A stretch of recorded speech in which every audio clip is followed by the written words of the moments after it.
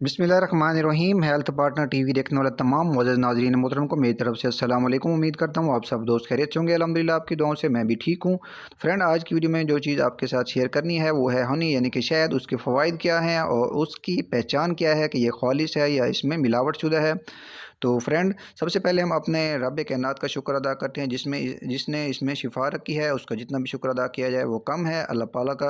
और नबी पाक सल्लल्लाहु अलैहि वसल्लम की ये पसंदीदा ग़िज़ाओं में से एक ग़िज़ा है।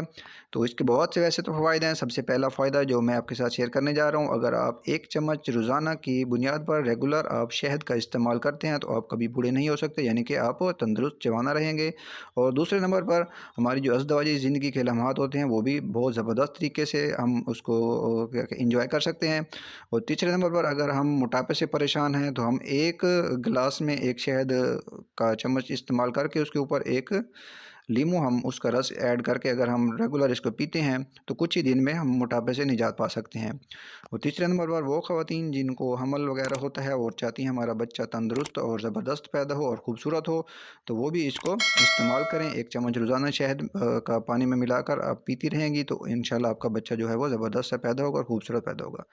अब इसकी हम पहचान की तरफ आ जाते हैं कि हमें कैसे पता चलेगा कि ये मुख्तलिफ़ ब्रांड के ऊपर हम जाते हैं या वैसे ही हम कहीं से ख़रीदते हैं तो ये खालिस है या नहीं है। सबसे पहली निशानी जो इसको चेक करने की है कि अक्सर औक़ात इसको पानी में अगर आप 1 कतरा इसका टिपकाते हैं तो अगर पानी में हल हो जाए तो वो ना खालिस होगा, अगर नहीं हल होता तो वो खालिस होगा।